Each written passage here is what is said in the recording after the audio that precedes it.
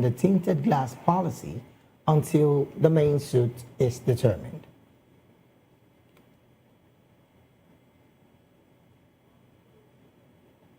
Elsewhere, the Yauri Local Government Council in Kebbi State has imposed a curfew for violent clashes over gold mining.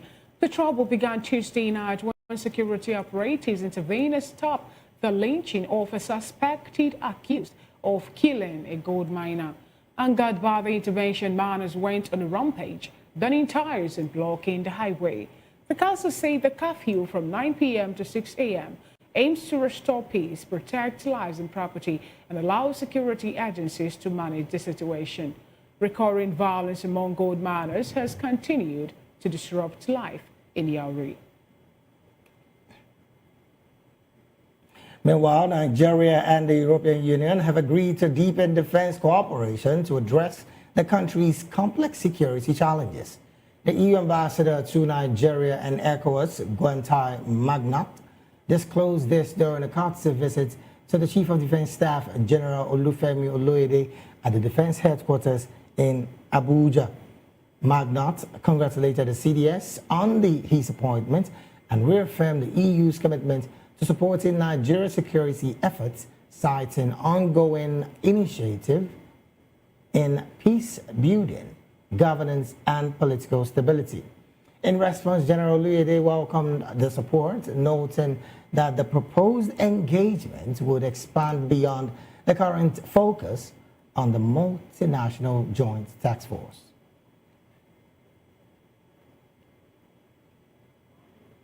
Still in the news, the Chief of the Air Staff, Air Marshal Sunday Aneke, has in the meantime reversed the Air Force's commitment to timely and accurate information sharing with the media in the interest of transparency and national security. Air Marshal Aneke gave the assurance at a cocktail meet and greet with defense correspondent to Abuja, describing effective communication as key to strengthening civil-military relationship and public understanding of air operations.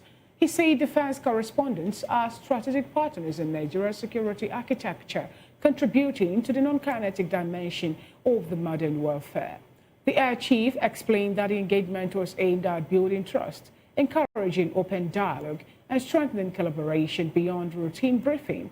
He also commended journalists for their professionalism while urging patience in handling sensitive information to balance transparency with operational security. In another development, the National Economic Council has set up a high-level committee on livestock development to fast-track reforms aimed at transforming the sector and resolving the long-running farmer-herder conflict. The committee was constituted at the 155th NEC meeting held virtually. As Vice President Kashim Shettima said, only a practical and widely accepted solution to the conflict would guarantee Nigeria's food security. The Livestock Development Committee comprises one representative from each geopolitical zone, with Kebbi State Governor Nasir Idris appointed as chairman. Other members include the Minister of Livestock Development, Agriculture and Food Security, Budget and Economic Planning, as well as a Senior Special Assistant to the President on Agribusiness in the Office of the Vice President. NEC directed the committee to work with stakeholders to review recommendations of the Presidential Livestock Reform Committee, assess a proposal from the Ministry of Livestock Development, and identify states willing to participate in the program. In another development, the National Orientation Agency, NOA, says it will deploy its 16 platforms and offices in all 774 local government areas of Nigeria to sensitize Nigerians and address misconceptions about the new tax laws. The Director General of the NOA, Lanre Issa Onilu, disclosed this at the inauguration of a joint committee of the Presidential Committee on Fiscal Policy and Tax Reforms and the NOA in Abuja. He was represented at the event by the NOA Director of Planning, Research and Statistics, Nura Akobi.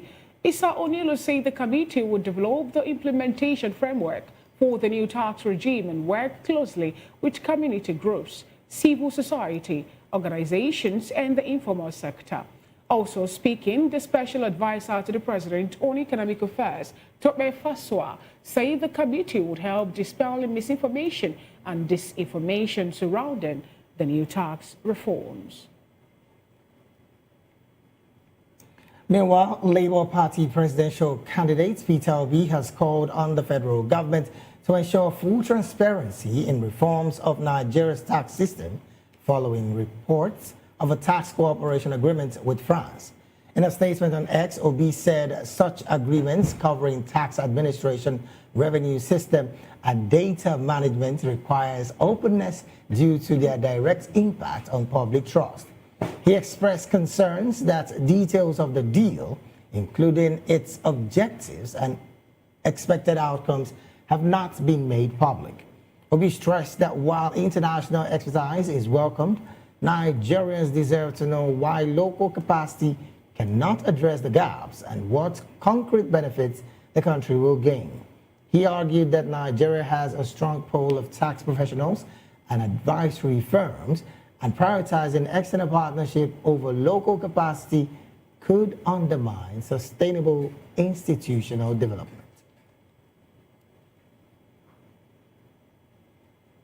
Moving on, the head of the Civil Service of the Federation, Didi Wilson-Jack, has announced that all 31 federal ministries and departments have achieved full digital compliance.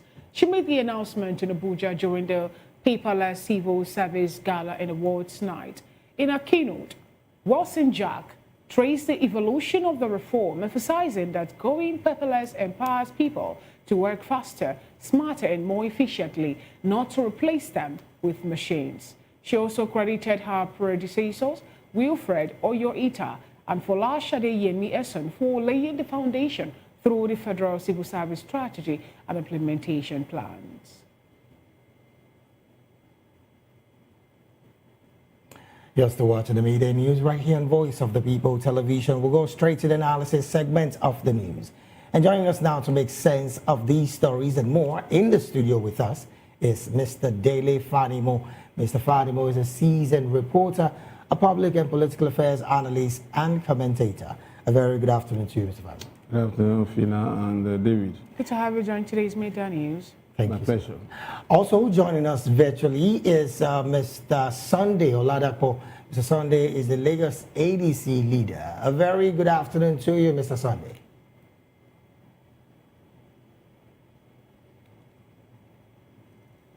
We would love you to unmute your mic so we can establish communications.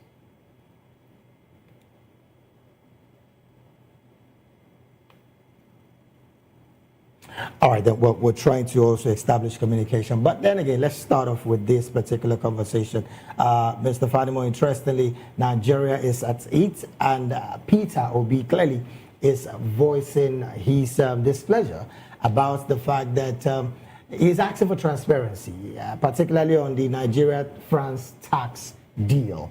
A question that several people also have been asking, what is the yardstick of this kind of tax deal? But from your perspective, the call for transparency in this kind of conversation between our country and, of course, France, do you think Nigerians truly need to know so that we can, as much as we can, hold leaders accountable? We should know because it's our money.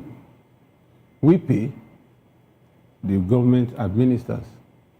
So to that extent, we should know how our money is being spent at any point in time. You see, we gloss over certain things because individually it's minute. But when it comes to the pool, it's huge. For instance, if a bank takes 50 naira from your account, I'm sure you're not going to go to that bank to ask why they took 50 naira. Right. But that particular bank has 1 million depositors. And in just one click, the bank takes 50 naira from 1 million customers. That translates to 50 million naira just one week. But we usually don't look at the 50 million naira end result. We look at 50 naira on our side and say, so I will now the bank me. But in their as to what happened this back.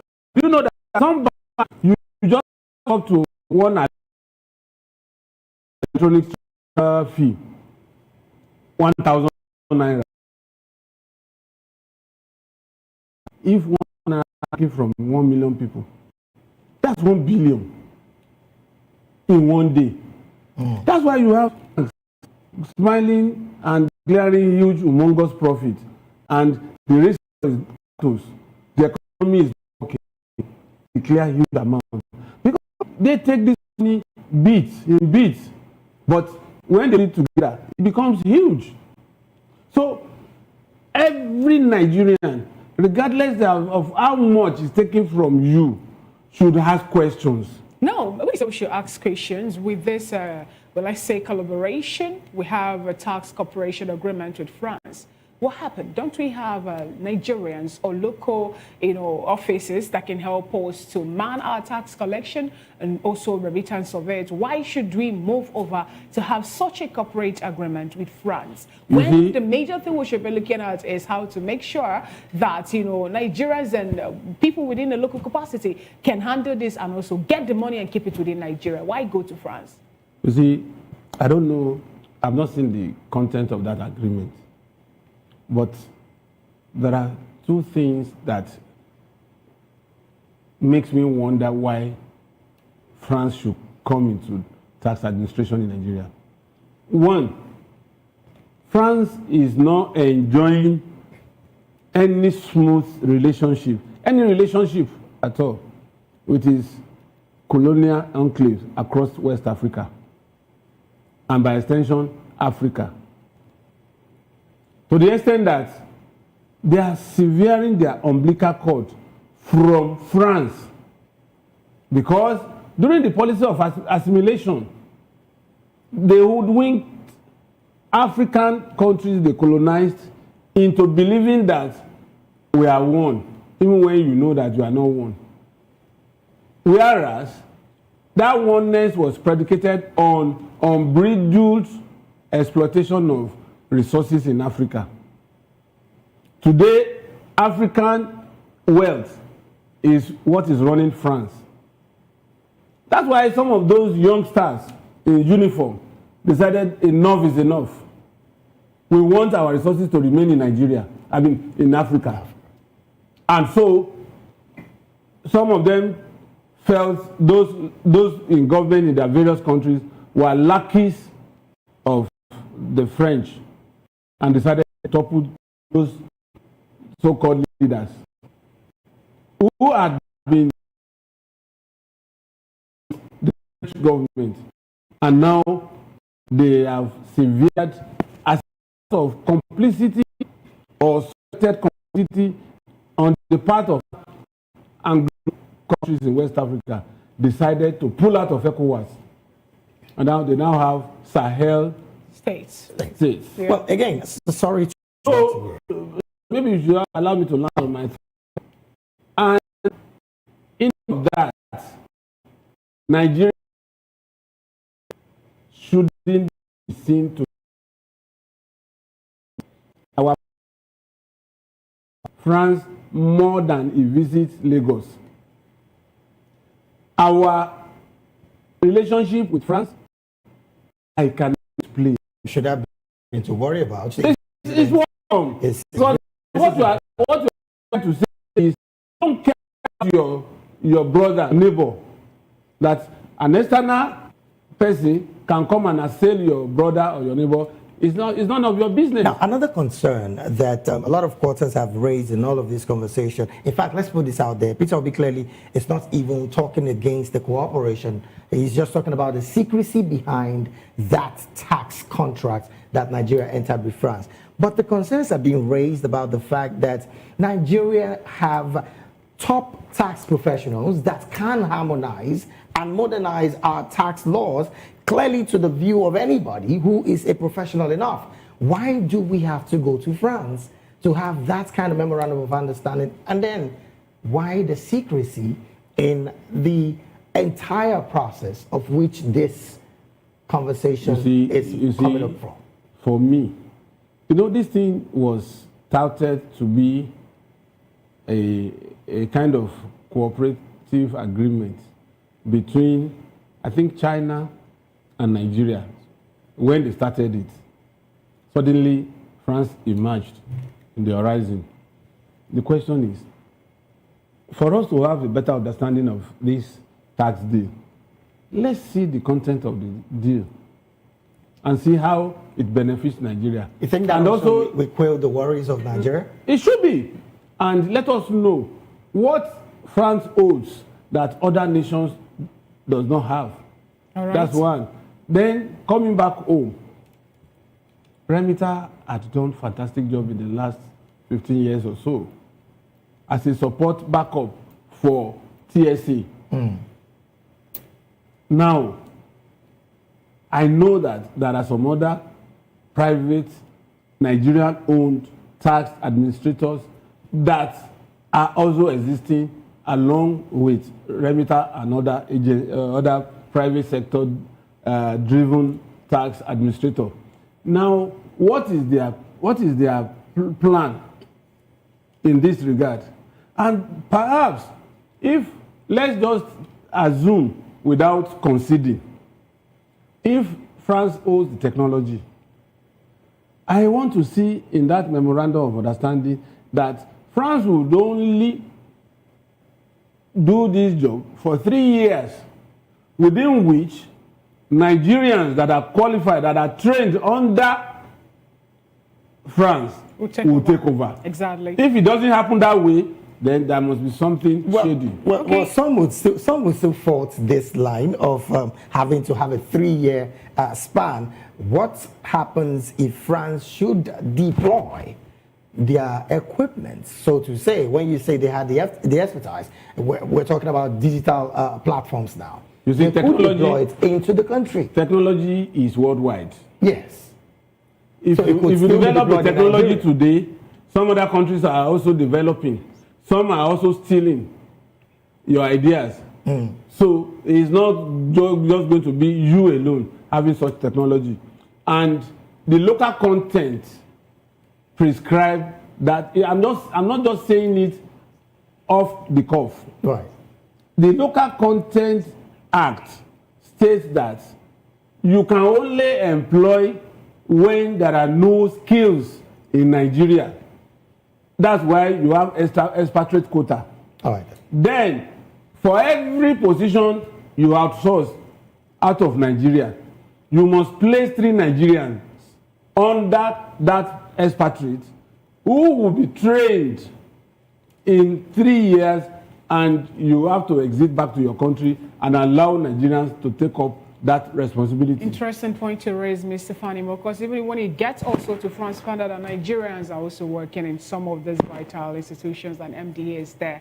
But now let's take the conversation to Mr. Sunday, who joined us virtually. He's the leader of the ADC. Please, what do you have to say about this alarm raised by Nigerians, especially, people who have the opinion that the information made available to the National Assembly, which they voted in favor of and also, approved for it to be the new tax act by 2026, there's a little discrepancy between that and what the government is about giving to Nigerians at this point. Why should he have such opaqueness when it gets to the new tax reform?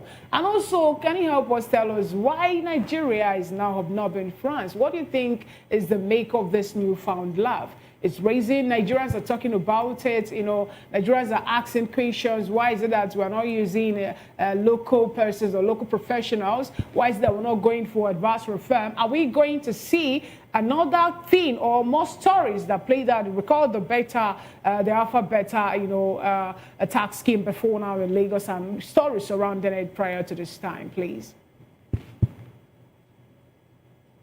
Okay. Thank you, and good afternoon, Nigerians, and my colleagues in the studio. Thank you so much, and compliments of the season to everyone. On the issue of the National Assembly, I believe, one, it's shameful that our representative that we are elected to represent us, we raise an alarm at this point. when the implementation is less than 20 days. What this show us, or what this can, I can deduce from this, is that number one, most of them are not even going to the house to represent us. They are not even attending plenaries. They are not attending debates. They just get into the house, into the Senate, and then put their names on the list as representing the people, then go awol or go to sleep. Because this, to me, shows that many of them did not even read the bill. Because I believe when they pass a bill and it's transmitted to the president, it should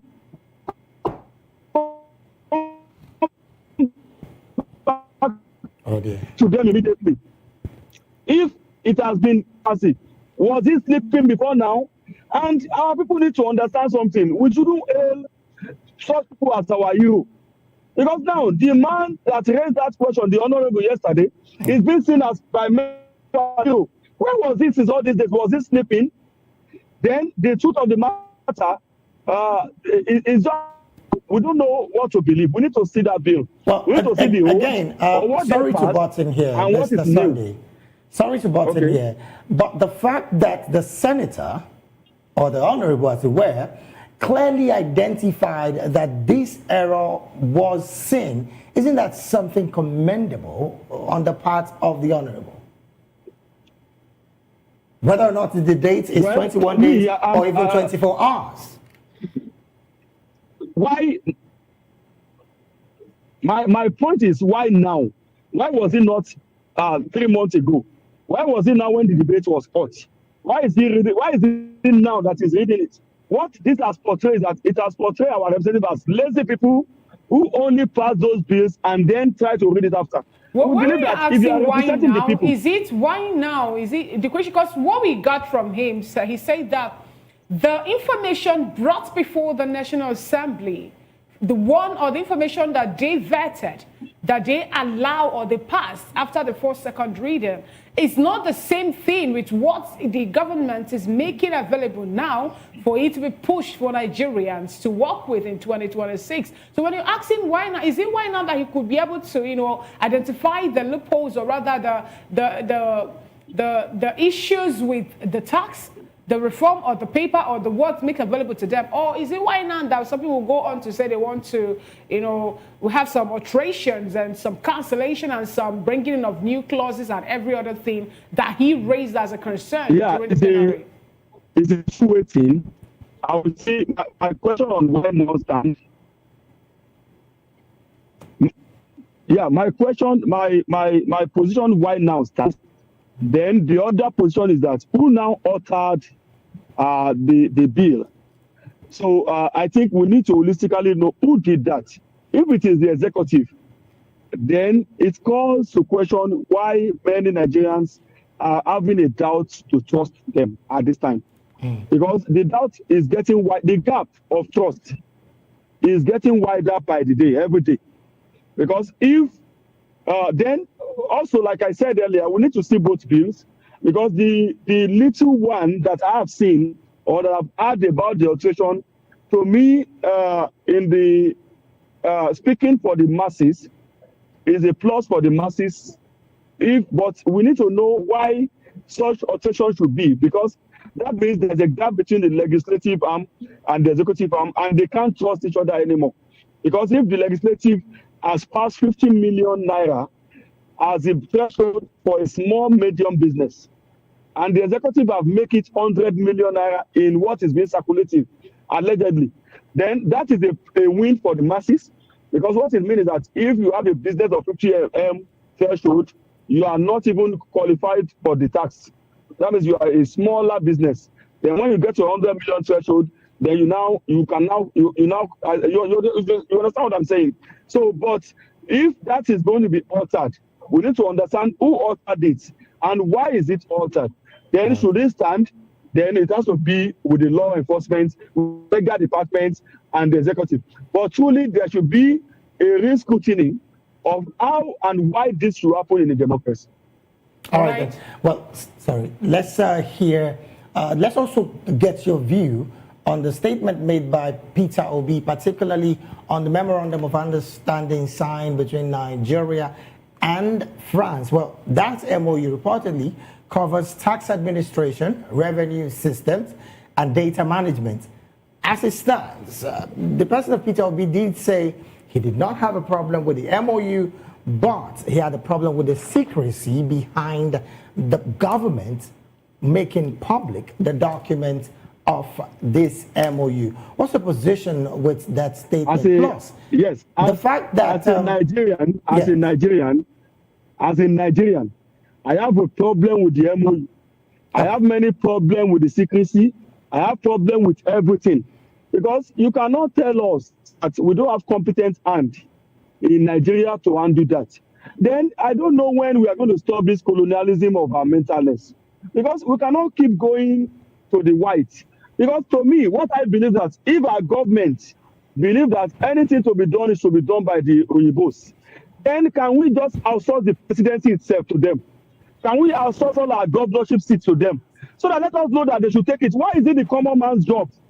Why is it the job of the masses? What the graduate, the student, the youth, or the Nigerians have gone to school to study and are doing exploits in other countries? It's what you now feel should be taken back to the whites. Then let us just handle the presidency to France. Let Macron give us somebody to be president. For me, that is even better than them now. So me, I have issue with everything. We shouldn't take our jobs. Now, the government itself is pushing to localize jobs. I saw a bill recently on the, I think that is being pushed on this, on the casualty in the banking sectors and other telecom works. So which is trying to tell us then, President Buhari also signed, he also tried to domesticate our jobs here in Nigeria. Then why is it now that the same government is now taking the same jobs then to also out of Nigeria, or in which level? So if Peter Obi doesn't have issue with the MOU, me as a Nigerian citizen, I have issue with the MOU, I have issue with the everything about it. Let them bring it back to Nigerians. All we right. have capable leaders here. Let France put. Thank you. Thank you so much, Mr. Sunday. Before we bring it to the studio, let's get your opinion on this, new committee that the NEC formed. That's a NEC. They formed the committee yesterday to help boost livestock development. I think it was late last month, November, that a certain individual made a statement about how Nigerian governments have said no to open grazing, but, quite interesting, the following day, we saw that there was a rebuttal to that story saying they did not say no to open grazing, but they were looking at possible ways to help mitigate the issue of farmer-herder clashes. What do you have to say about this? Because the National Executive Council, Economic Council, they set up high-level committee on livestock development to help fast-track reforms aimed at transforming, the sector and also solving the long-running farmer-herder conflict. What other solution do you think that this committee can prefer, if not saying zero tolerance or no, in the way it should be in the loudest form, to open grazing, which have been the major source or cause of farmer-herder clashes? Well, thank you. The truth is that we all know the solution. The presidency know the solution. The masses know the solution. Everybody know the solution. But we are not, I think there's some kind of fear in implementing or in approving such. Sorry to butt you there. You said we all know the solution. What solution are you referring to? What solution are you referring to? You said we all know the solution. We want to find out what solution. Yeah, is to stop open. The solution is presently to stop open grazing in areas that are, especially in the south and the north, where we have this volatility, where we have this problem so much high. For now, you have to stop open grazing totally. So there's no big deal if we have two type of solutions to animal rearing. For example, if you can ranch in the south, if you have ranching in the south, then open grazing in the far north, where everybody there understand the template and the technique that is to be used. Because the truth is that without stopping open grazing, farmers' herders clash will forever be, because both of them are farming, and everybody wants to make profit from their farms.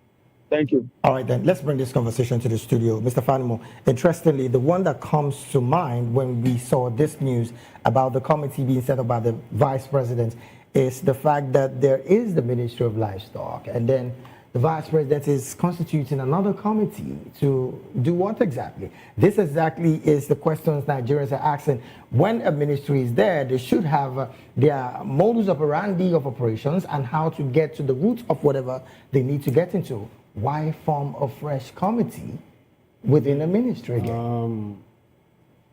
The reason for forming committees is simply the failure of the statutory body that ought to take care of whatever incidents, whatever strategy, whatever implementation thereof. Within that ministry? Yes. It means the ministry is incapable of handling the situation on ground. Why should we be having this back and forth with people running their private business? Because I have been asking this question, hoping that one day I'll get a clear answer to this. Cattle rearers are doing their private business. We've never heard that Nigerian governments now have a particular stock of cattle that they are breeding, national livestock and all. No, we do not. So why should we have to go through the regular stress of opening or having committees, setting up committee, have a livestock development ministry, we have committee and all that, just for private individuals doing their private businesses? Plus, to add, because of our time, before you just join all together, plus the fact that you just mentioned now that the ministry, from your holistic view, has failed. Why should we consistently have such ministry and, of course, put taxpayers' money in that same ministry? The direct answer to that is, why do we still have NNPC without refinery? If you can answer that, then you answer this question you have just posted. Now, to your question on why should government fund private business? You see, when privileges last for too long, it takes on the toga of rights. Centuries we have witnessed in this country have been that of pastoral business being considered as culture and way of life. And there has not been any conscious effort to win people of that stereotypical cultural belief and migrate them without the use of force to understand that it is not just a matter of trying to drag you out of your culture and tradition, but seeing it as the flip side of modern day ways of doing that particular business. That is where successive governments at local, state, and federal level had failed. There is a way you take something from somebody and replace it with a better one. If you are riding a Tokunbo car today, and somebody is forcing you to take a brand new car, without telling that person riding Tokunbo that is in his hands, and assuring him that this is the new car, it is better, it is more durable, and besides, because it is new, at least for the next 3 years, it will serve you without being a friend of the mechanic. He would want to hold on to his old jalopy. Right. It's not enough to say these people should migrate to ranching without adequate. What is the essence of having NOAA, National Orientation Agency, in this loop? They ought to have enlisted the support of the imams, the sheikhs, the head of Miyetti Allah, and the rest to tell them the better option of ranching, which is less risky, which will bring more money, which will preserve the life of their cattle and all the rest. But that is lacking. And don't be surprised that these people, once they hold on to this kind of stereotype, it's difficult to win them off it. Right. I wanted to ask for that. I wonder who told the people who are doing piggery, they're also part of this livestock, to get their own swarm and leave their pigs there for them to breed. And also the people who also encourage farmers who till the ground to go to Bank of Agriculture or other financial outlook to get their loan, go and invest by getting a portion of land, pay even sometimes some of them go as far as leasing those lands to till them at the end of the day. We do not see NOA telling them all those. Well, we're seeing it playing out in this. But anyway, we are not, I think I have to join in what Mr. Saunders said, though I'm not supposed to have an opinion, so we are not ready to end the issue of farmer-header clashes in Nigeria if we keep on treating it with kid gloves. We have another story that some Nigerians are reacting to about the tinted glass. A Delta State High Court ordered a temporary halt to the enforcement of the motor vehicle tinted glass permit policy, which the Nigerian police force have come up to say that by 2nd of January 2026, they will start implementing. Are we seeing the Nigerian police at this point keeping to what the court said? Because recall, there was an interim injunction first from a federal high court in Warri over this case, and yet they went ahead to say by January 2nd, 2026, they will go all out to implement in full force the policy of the tinted glass. With this new court order, order coming up from Delta State High Court, are we going to see the police adhere, or are we going to see another flouting of the right thing to do is to obey that injunction until it is vacated. Okay. Second, you see, there are two ways to look at this tinted glass thing. For me, those who came with tinted glass manufactured by the car manufacturer, they are not as many as the ones that use nylon to cover their windows. Why must you do that? The point is, there is security implication. If somebody is being kidnapped and is inside tinted glass, no matter how frantic that person is struggling, nobody sees that person. Why must you deliberately go to a garage to say, I want my car tinted with nylon? Personal interest. We have freedom here in Nigeria, which grants or permits. Your freedom stops at the point that you infringe on my freedom. All right. Thank you so much, Mr. Fanimo. I think this is how far we can go. But before we leave in 30 seconds, Mr. Sunday Oladapo, what do you make of that? The court's injunction stopping or halting the January 2nd, 2026 implementation of the tinted glass policy by Nigerian government police.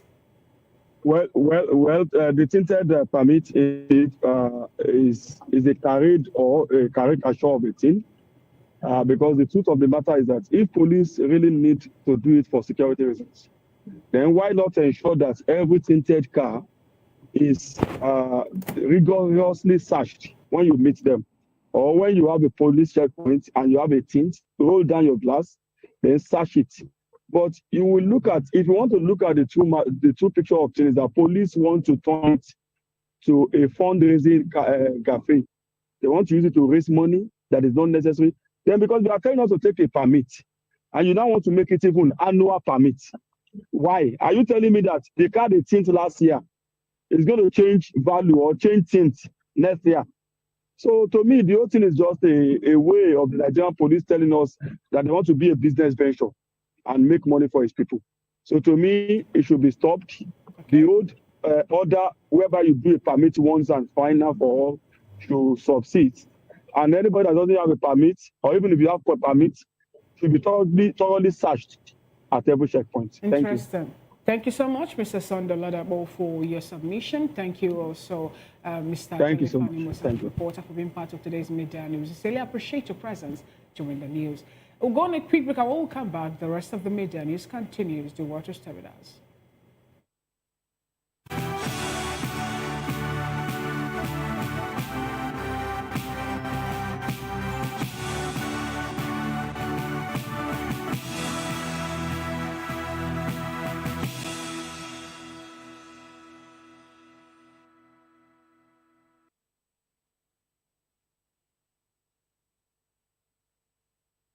Welcome back. It's still the Media News and Voice of the People television. The federal government and the 36 state government have approved a nationwide ban on the siting of mineral processing plants in siting of mineral processing plants in residential areas. They have mandated plastic manufacturers and bottling companies to take full responsibility for the waste generated by their product across the country.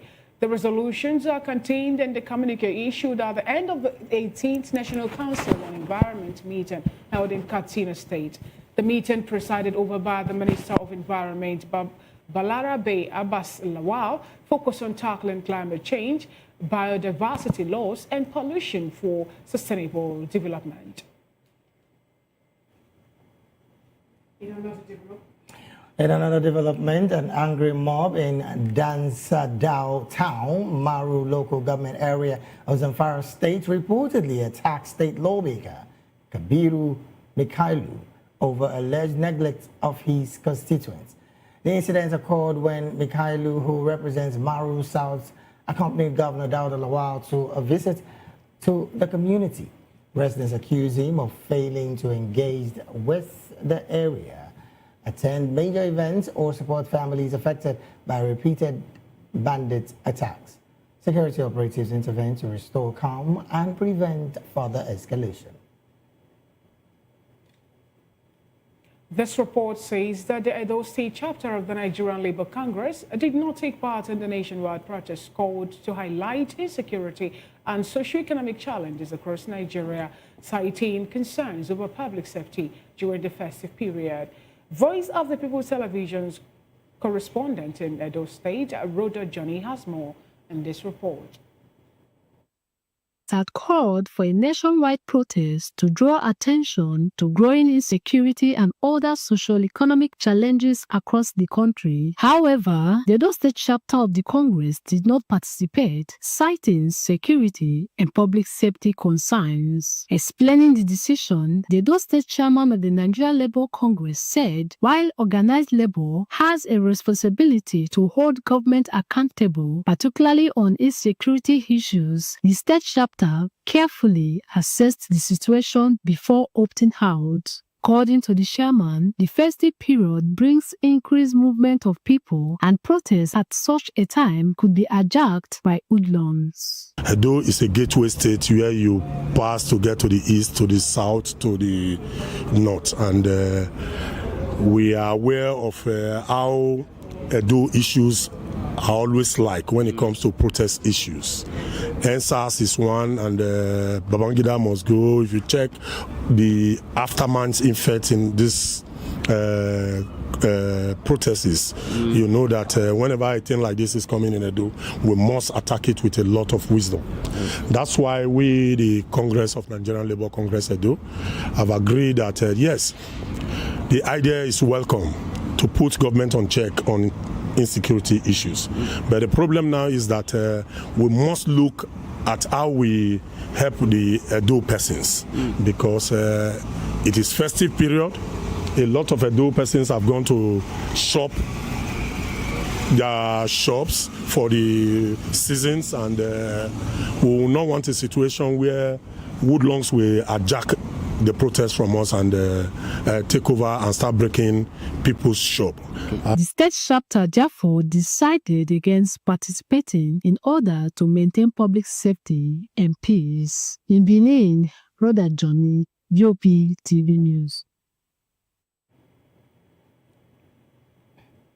Thank you so very much, Rhoda Johnny, for that report. Moving on to some business stories. The Small and Medium Enterprise Development Agency of Nigeria is seeking a license from the Central Bank of Nigeria to operate a microfinance bank.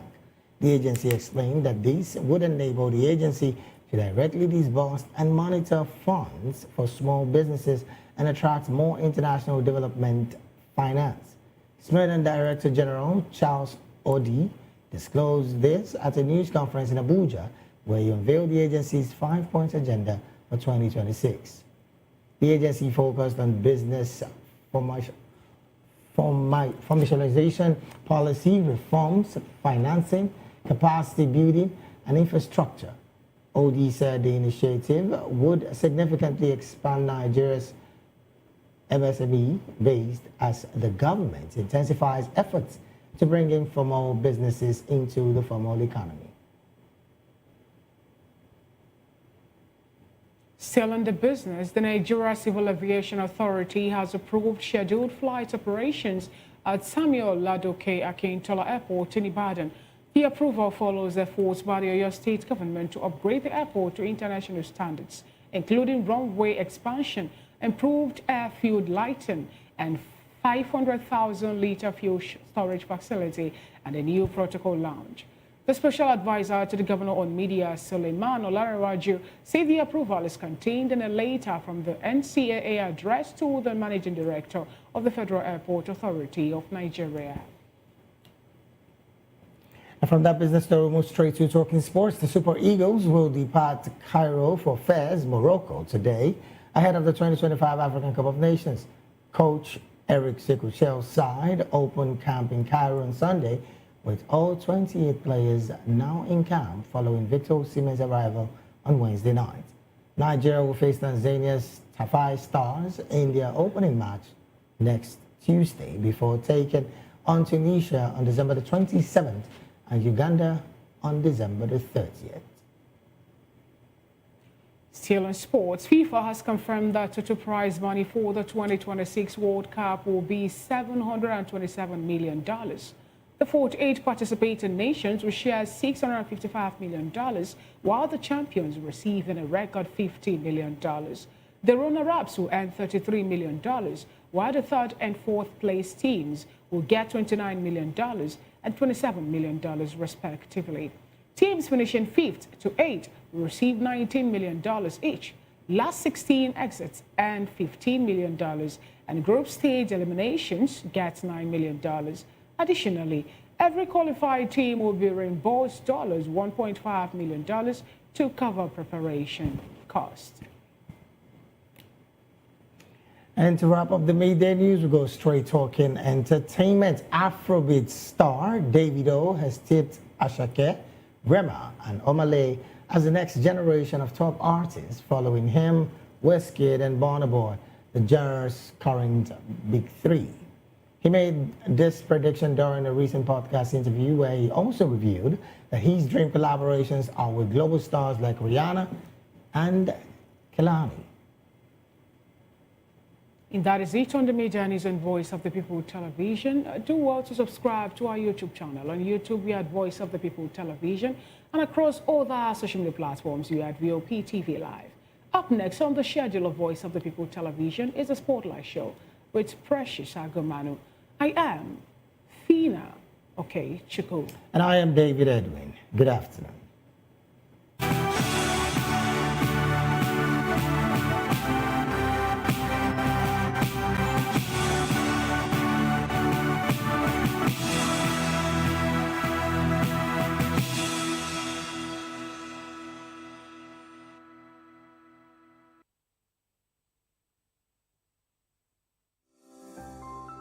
VOP TV. Now, you have more than a voice.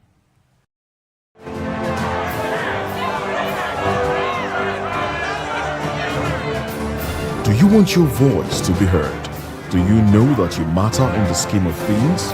The People's Voice, the show where ordinary citizens take center stage as we discuss the biggest stories that affect you and I. With you in mind, we facilitate lively discussions, debates, and interviews on the topics that matter most to you and I, from social justice to economic empowerment, education to healthcare, governance, and more, tackling tough topics and amplifying your voice.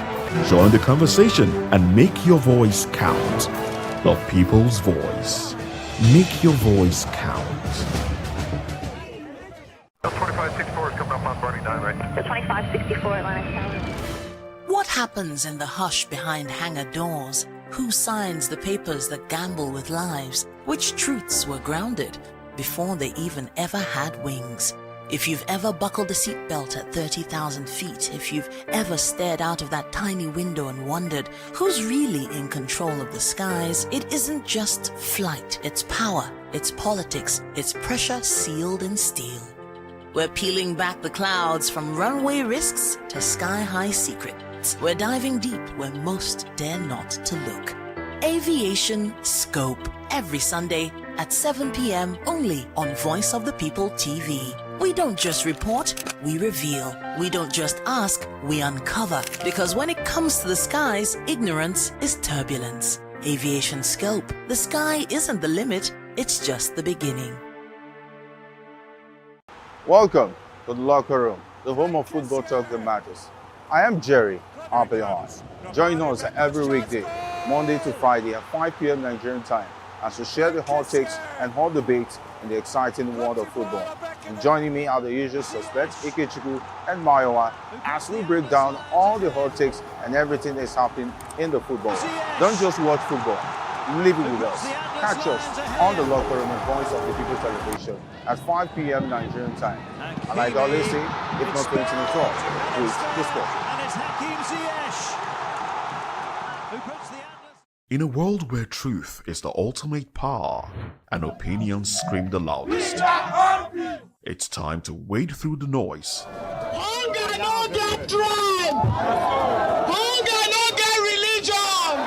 and scan the human interest and trending topics that matter. Stay tuned to The Issues, your plug to the stories making the buzz, from politics to science and technology, social justice, and more. Let's tackle the tough questions and expose the truth. The Issues on Voice of the People television, Mondays to Fridays, 8 to 9 p.m. The Issues. Don't just react, understand. The red carpets, awards, the razzmatazz, music, fashion, interviews, and more. Spotlight on Voice of the People television. Let's feed you with all the juicy stories in the global entertainment space, bringing you the glitz and glamour as it is hot. Stay tuned to Spotlight, 1 p.m. Monday to Friday. Spotlight on VOP TV. Entertainment like never before.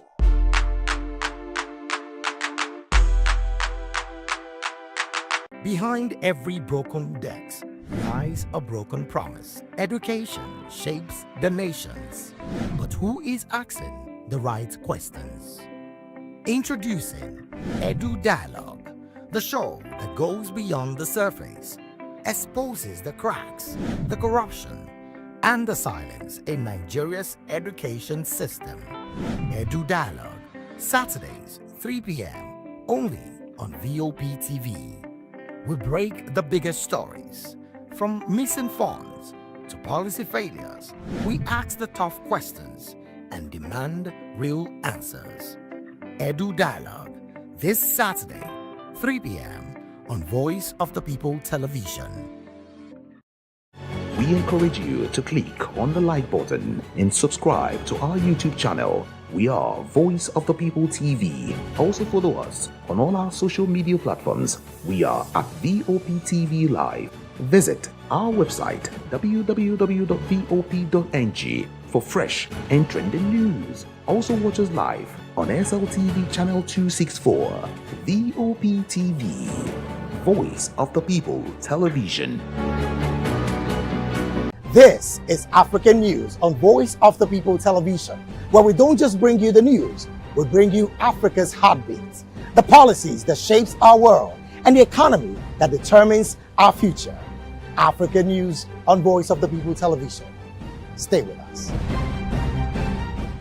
To know the happenings in the maritime sector, join us on the program Maritime Frontiers on VOP TV as we discuss key areas in the maritime sector, from aquaculture, maritime transportation, maritime labor regulation, oil and gas exploration, ferry and passenger insurance, marine pollution and prevention, port operations, and lots more. Maritime Frontiers, exploring Nigeria's blue economy. Are you ready for the extraordinary? Something big is happening on your screen.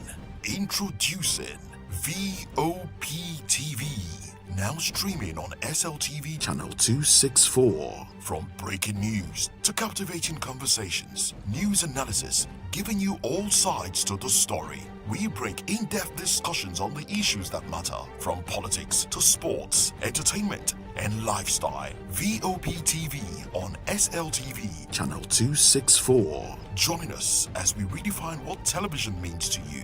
Voice of the People Television, VOP TV. Now you have more than a voice.